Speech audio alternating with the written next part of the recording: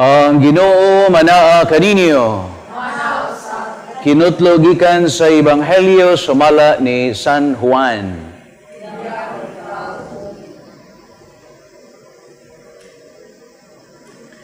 Si Jesus miingon ngadto sa katawhan, ako ang pan nga gikan sa langit nga naghatag sa kinabuhi. Ang mukaon ni ining pan dili gayud mamatay. Ug ang pan nga akong ihatag mao ang akong unod aron mabuhi ang kalibutan. Nakahaling kinig panaglalisay sa mga Hudiyo. Saon man ining tawhana paghatag kanato siyang lawas aron kanon? Nangutana sila.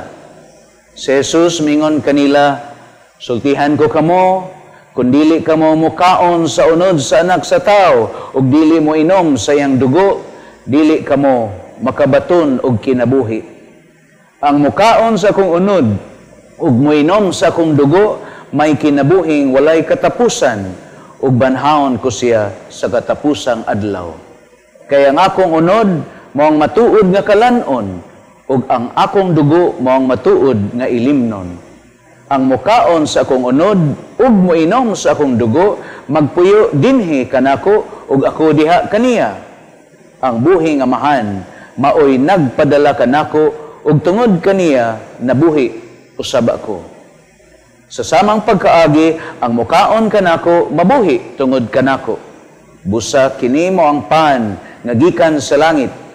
Dili kini sama sa pan nga gikaon sa inyong mga katigulangan ug unya nangamatay gihapon. Ang mukaon ni ining maong pan mabuhi sa dayon. Ang Ebanghelyo sa Ginoo.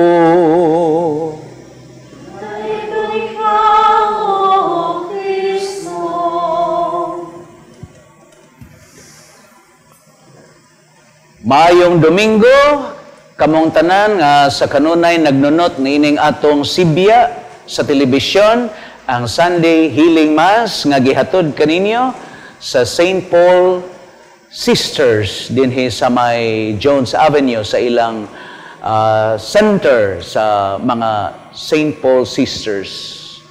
Nalipay ko tungod kay lapad di ay kaayo no ang ambit ni ining maong atong sibya. Kaya akong mga kanihaing parokyano sa Bantayan, layo kaayo, ningon sila, Padre, salamat kaayo sa TV Healing Mass. O di lang nako damhon nga dunay usay magkahibalag tas ubang mga tao nga, uy Padre, salamat, no?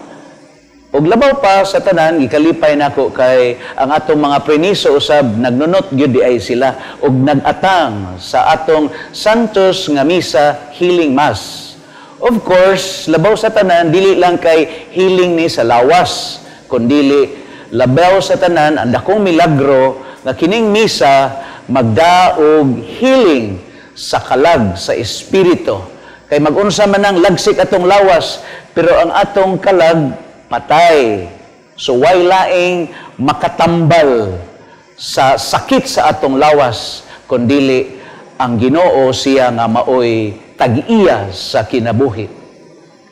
So, greetings po ni John Olivido, nga nagnunot po dahil siya, ug uban natong mga igsoon nga nagmasakiton, no? Kumbati kita, bahalag malangit. Gitunlo sa Catholic Catechism nga ang multiplication of the 5 loaves and the 2 fish foreshadows and prefigures the Holy Eucharist. Mao na nga karon iyan natas ikatulong Domingo.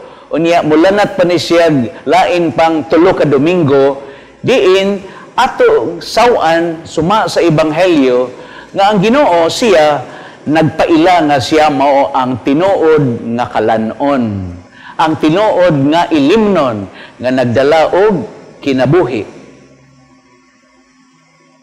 Mahimo ba gyud sa Ginoo nga siya mahitabo nga ang iyang kaugalingon atong kanon ug atong imnon, ang iyang dugo ug kanon nato ang iyang lawas? Could he do it? Could Jesus do it? Would it be possible nga ang Ginoo si Jesus mahimo nga atong madawat siya diha sa iyang bililhon nga lawas ug dugo. Mahimo kaayo kay wala may dili mahimo sa Ginoo.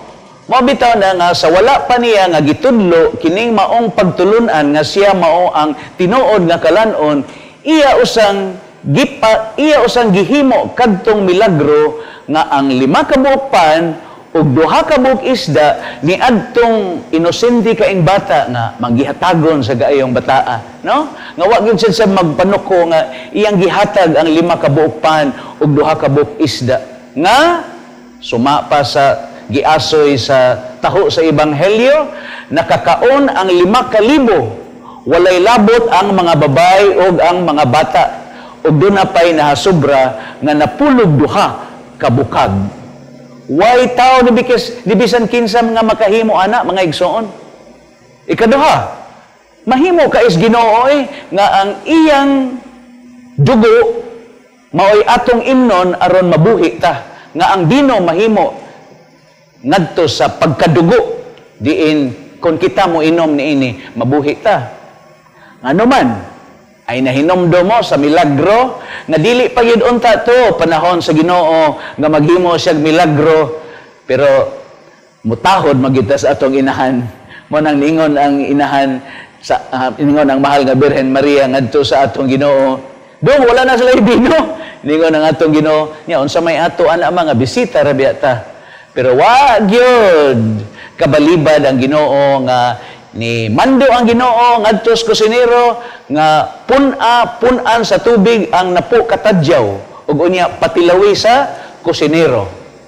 Pagtilaw gyud kusinero, ningon ang kusinero, "Uy, naunsagod mo nga suma sa atong nabatasan ang lami ang bino paagi unang idalit sa mga bisita, pero kamo sa may inyo bang gipaulahi?" Tan-awa ra no?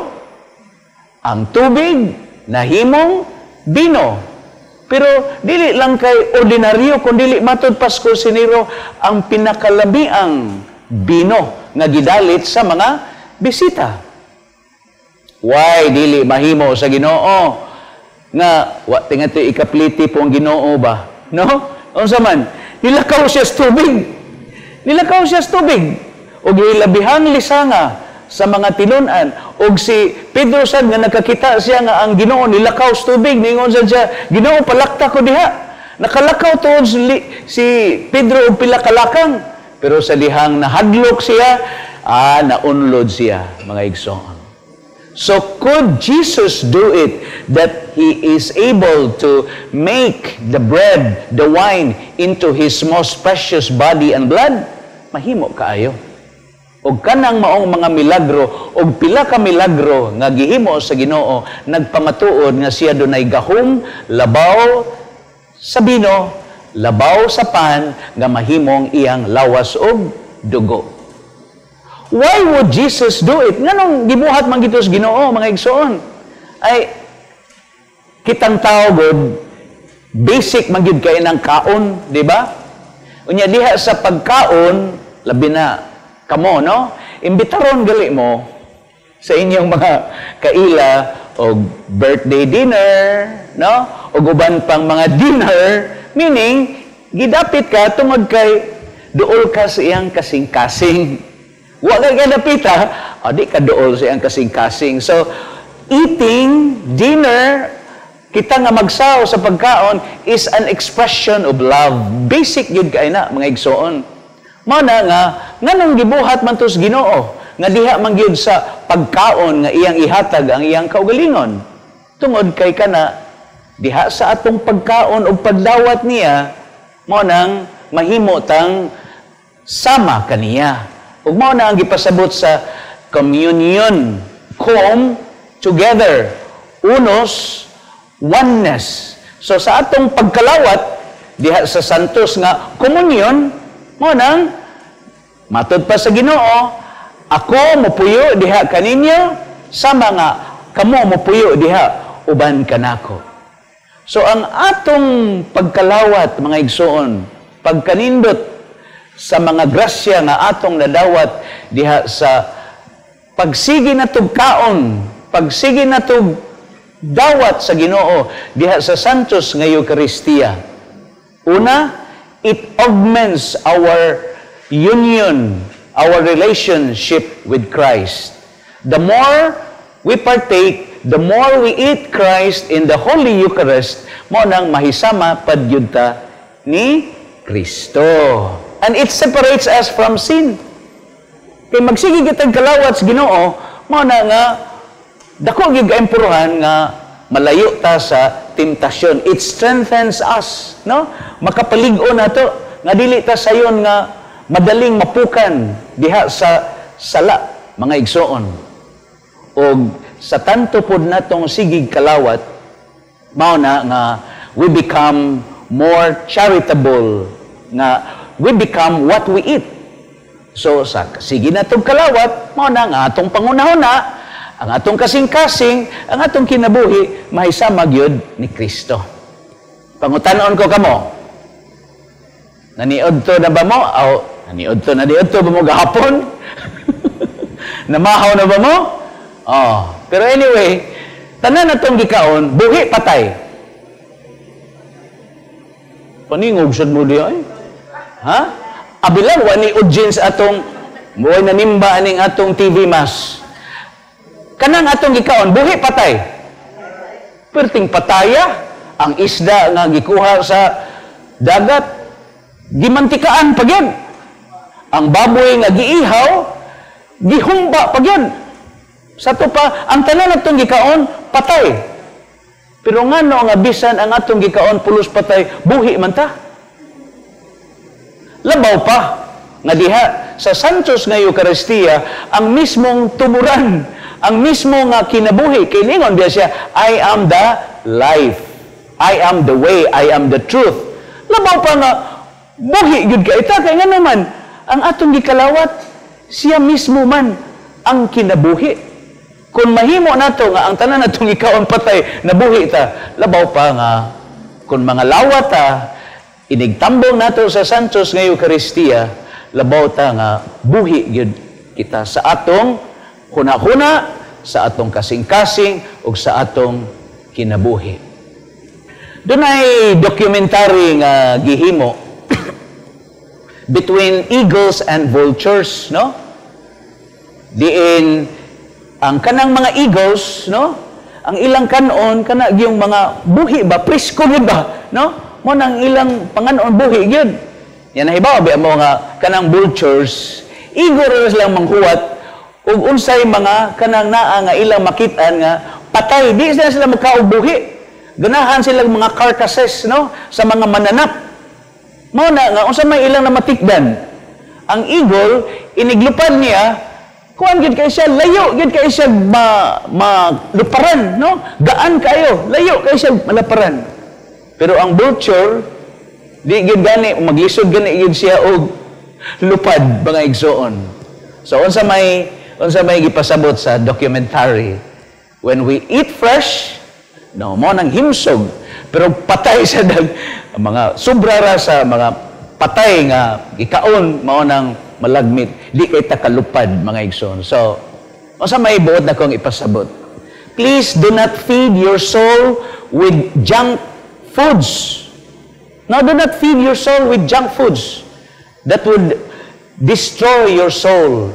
Ug unsa man yung mga junk foods sa atong kalag nga atong gipangaon mga igsoon, mao na siya social media. No? Dili na ingon dautan ang social media, pero kung manghinubra nga we always engage in social media, labi nag pornography, mao bitan ay giingon nga pornography kills the spirit. No? Mao na junk food na. Kana magsige mong tan-aw ubo-ubo. Sus, grabe ra baron, no? Unya mao gid nay pasidan-an ta mo kay mangumpisa di abos pare. So, mo na ako na matikdan ron, gikas bata ngadtos mga tiguang, gikans mga batanon, gikans babae ngadtos lalaki, apil pare, no? Magsigig tanag ubo-ubo, ambot ka ni mga madre, mananaob sa kani sila, no? Mga igsoon, no? Mo na roy prevailing nga kada bang fan nga sige tanaw lagi nang ubo-ubo, junk food na mga igsoon, no? Mao na nga kinahanglan magmatgon ta ug unsay atong gidawat diha sa atong kaugalingon, mga igsoon. So, nindot kaayo nga diha sa atong pagkalawat, it strengthens our soul, and of course it creates nga kita mahimsog nga dili ta madaog sa dautan.